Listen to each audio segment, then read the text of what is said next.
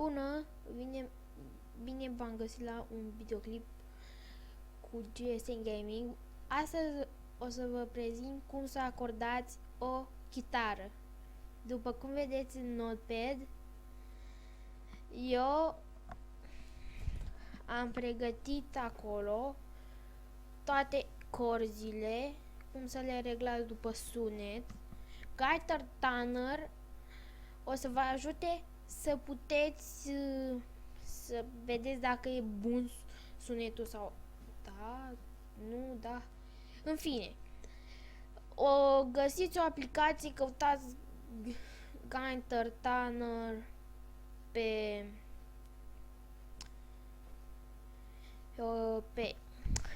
Magazine Play pe telefon și acum o să vă arăt prima coardă, Mi, adică E. Vedeți acolo în notepad coarda cea mai subțire, coarda 1. Scuzați-mă de întrerupere. Da, puteți să cântați pe pană, etc. Orice ar fi, eu cânt pe pană.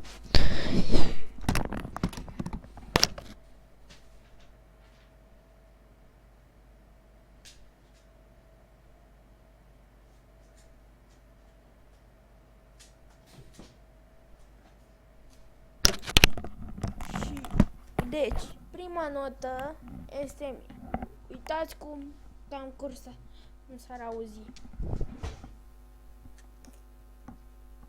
O să las sunetul timp de, nu știu, câteva minute. Fiți atenți.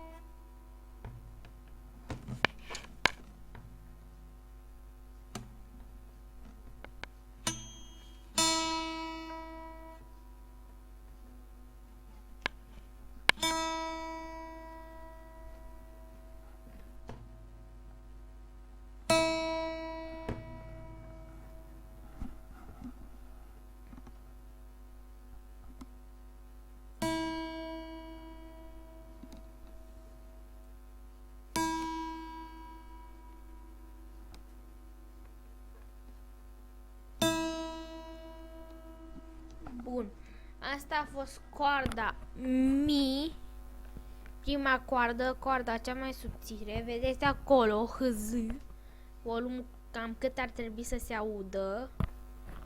Coarda 2, Si, adică B în notele muzicale de chitară.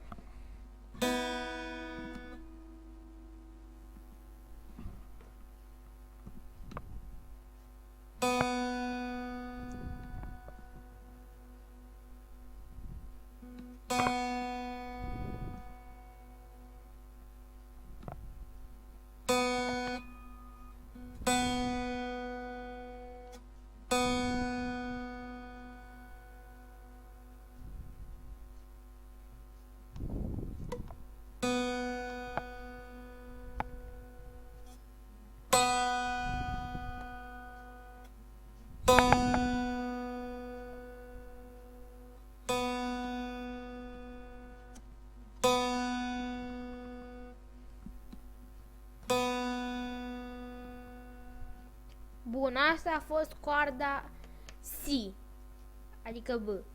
Trecem la coarda a treia.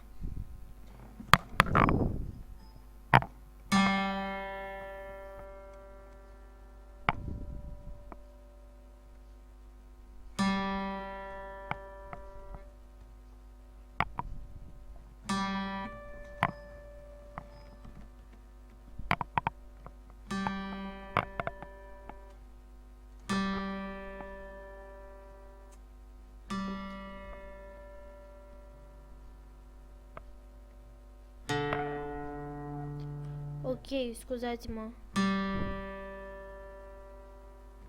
Bun, următoarea coardă, coarda 4, Re. De cam așa ar trebui să sune.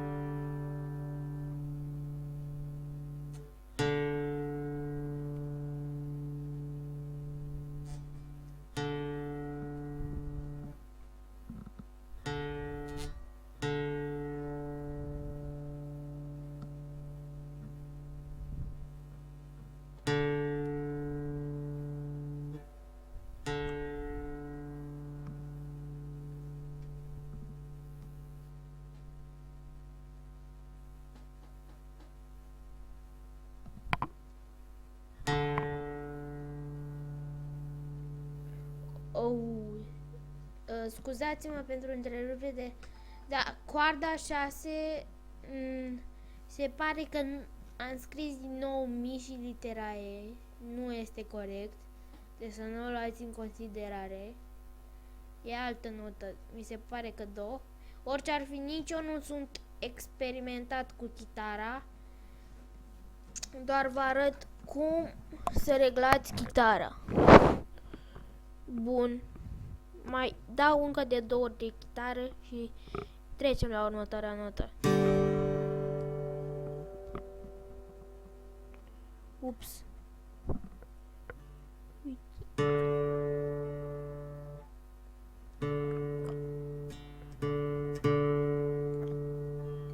Bun, de ajuns. Următoarea coardă, coarda 5, la.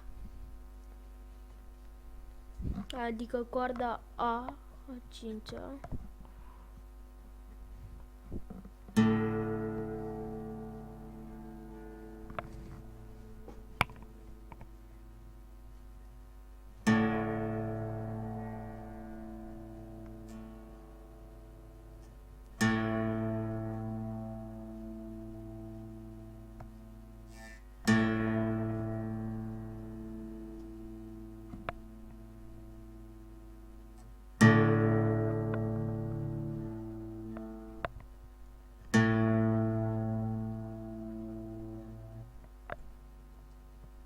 Bun, asta a fost coarda 5 la și trecem la următoarea și ultima coardă, coarda 6.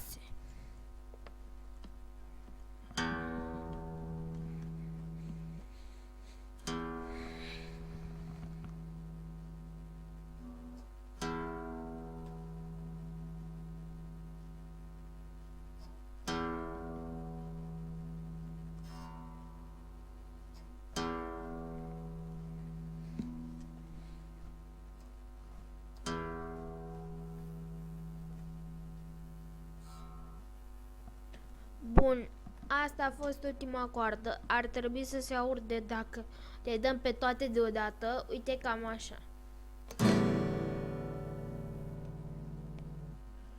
A, da. Și coarda 6 e do. Fiți atent cam cum funcționează asta.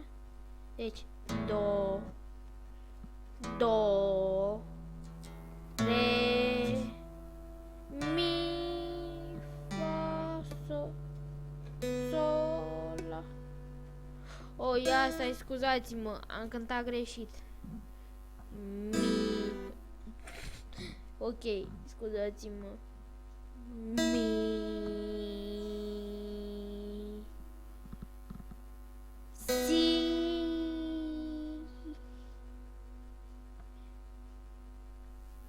Sol. Re. La. Do. Și împreună formează aceste sunete.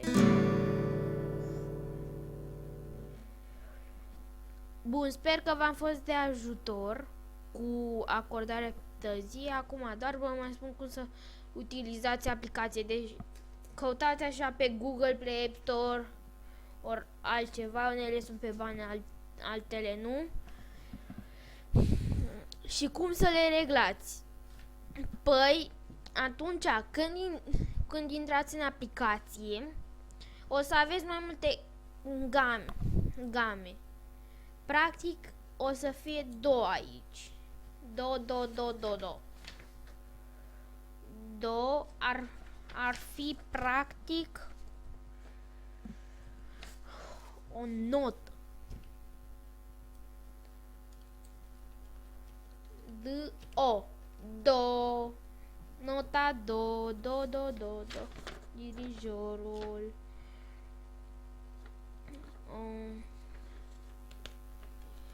Este E.